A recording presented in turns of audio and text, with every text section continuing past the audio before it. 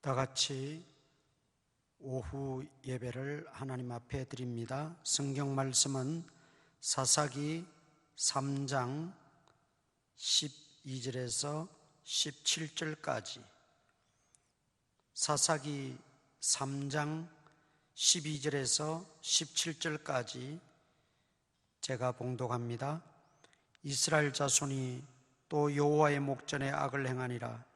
이스라엘 자손이 여호와의 목전에 악을 행함으로 여호와께서 모압 왕 에글론을 강성하게 하사 그들을 대적하게 하시매 에글론이 암몬과 아말렉 자손들을 모아 가지고 와서 이스라엘을 쳐서 종려나무 성읍을 점령한지라. 이에 이스라엘 자손이 모압 왕 에글론을 18해 동안 섬기니라. 이스라엘 자손이 여호와께 부르짖음에 여호와께서 그들을 위하여 한 구원자를 세우셨으니 그는 곧 베냐민 사람 게라의 아들 왼손잡이 에훗이라. 이스라엘 자손이 그를 통하여 모압 왕 에글론에게 공물을 바칠 때에 에훗이 길이가 한 규빗 되는 좌우의 날선 칼을 만들어 그의 오른쪽 허벅지 옷 속에 차고 공물을 모압 왕 에글론에게 바쳤는데 에글론은 매우 비둔한 자였더라. 아멘. 사사 에훗에 대하여 말씀을 드리려고 합니다. 이스라엘의 첫 사사는 온니엘이었습니다. 하나님께서 온니엘을 통해서 이스라엘을 메소포타미아 왕 구산 리사다임에게서 건져주시고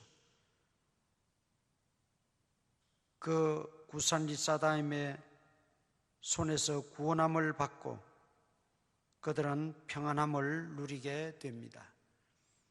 조금 평안해지자 또 죄를 저지르게 됩니다. 오늘 12절에 보니까 이스라엘 자손이 또 여호와의 목전에 악을 행하니라. 또라는 말은 반복했다는 뜻입니다.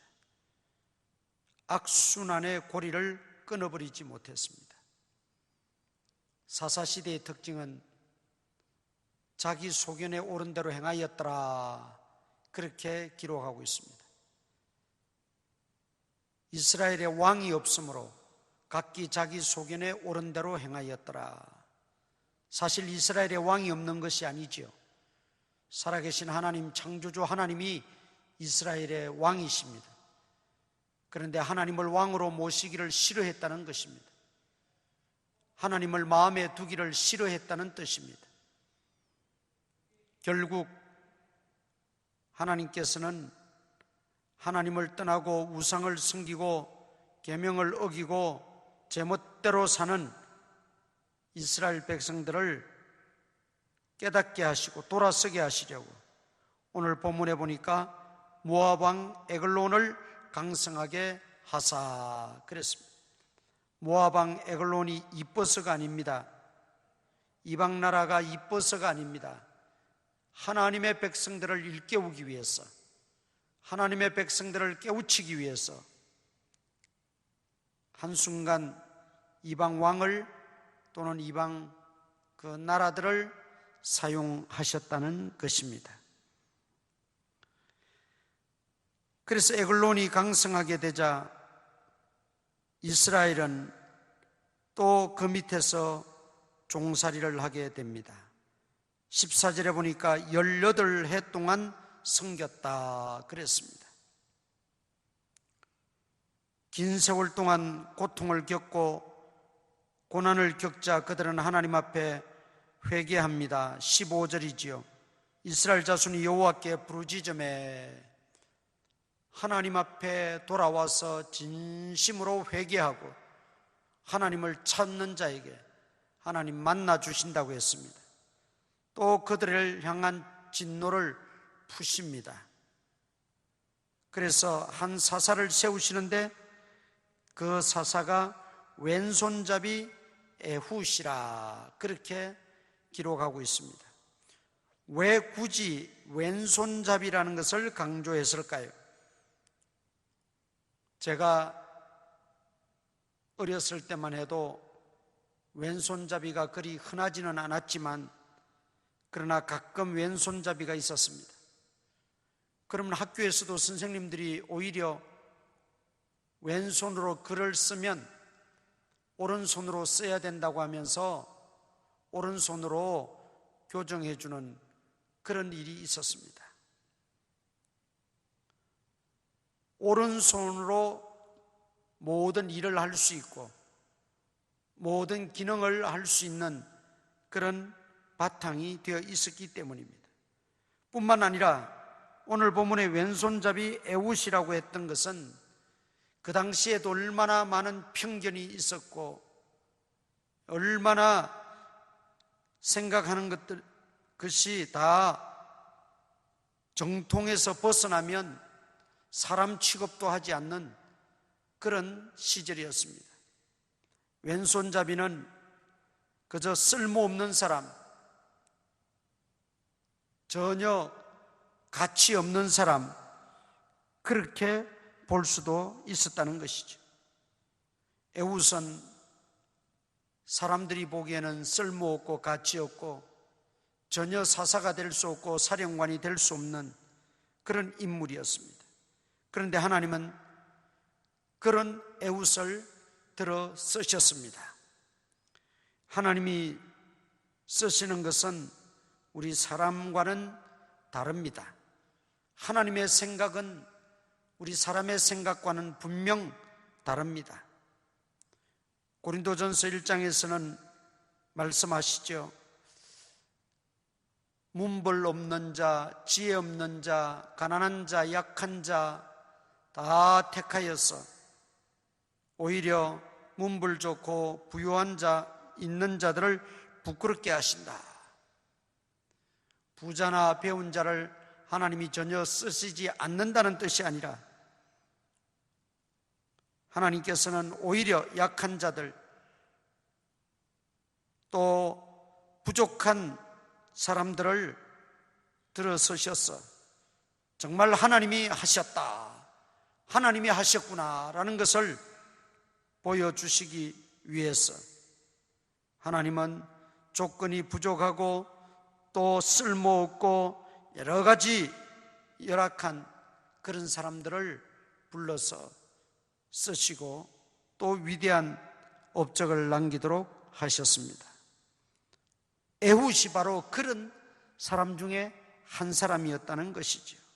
그렇습니다. 하나님은 중요한 것은 인간의 조건이 무엇이냐, 인간의 스펙이 어떠냐, 그런 것보다는 진정으로 하나님 앞에 겸손하냐, 하나님의 손에 붙들린 바 되었느냐, 정말 하나님 뜻에 복종할 마음이 있느냐, 하나님은 그것을 더 귀하게 보십니다.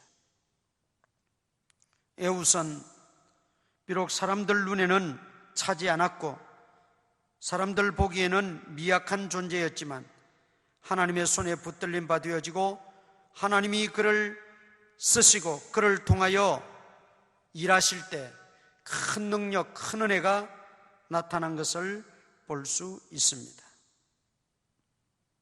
오늘 우리도 마찬가지입니다. 우리가 모두가 다 미약하고 연약한 존재들입니다.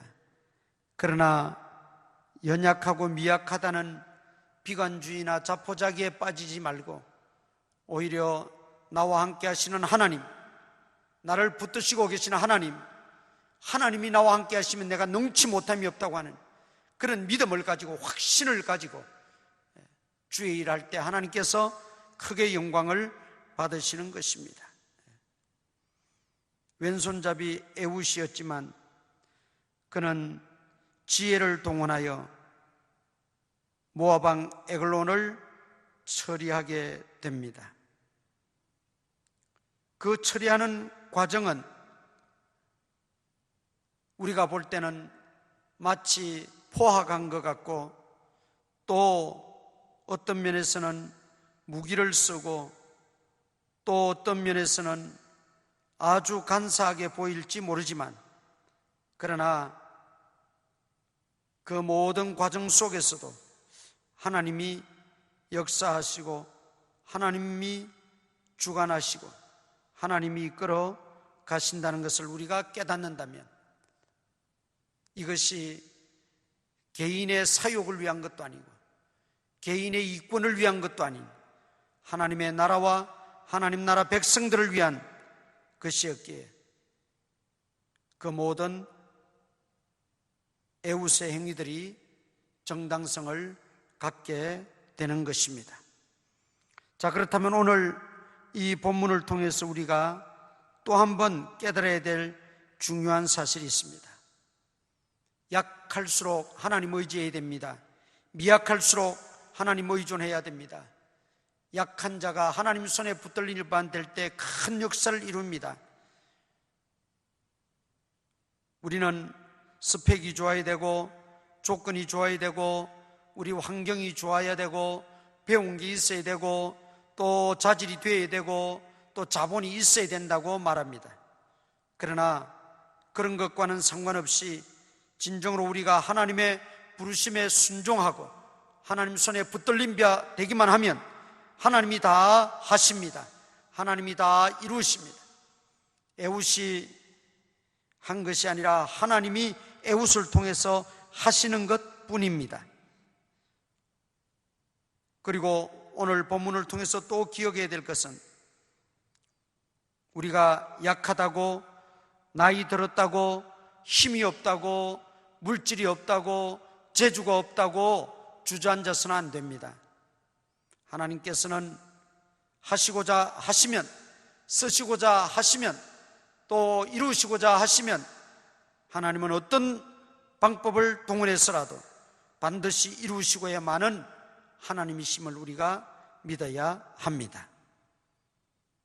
오늘 에웃을 통해서 일하시는 하나님, 사람의 어떤 능력을 사용하시기도 하고 또 그 사람의 어떤 재능을 활용하시기도 하시지만 그러나 그런 것들이 자랑거리가 되고 그런 것들이 자기 의의를 드러내는 것들이 되고 그런 것들이 하나님의 영광을 가린다면 오히려 우리는 아무것도 없는 상태에서 아무것도 할 수 없는 상태에서 오직 하나님의 손에 붙들린 바 되어져서 사역을 감당하고 사명을 감당하는 그 일이 소중한 줄 믿습니다. 오늘 사사 에웃을 통해서 우리에게 주시는 하나님의 음성을 꼭 가슴 깊이 새기고 하나님의 큰 역사를 이루며 영광 돌리는 저와 여러분 다 될 수 있기를 주님의 이름으로 축원합니다. 기도하겠습니다. 우리 통성으로 오늘 주신 말씀 붙들고 내게 주시는 말씀이 있으면 깨달은 말씀이 있으면 붙들고 기도하겠습니다.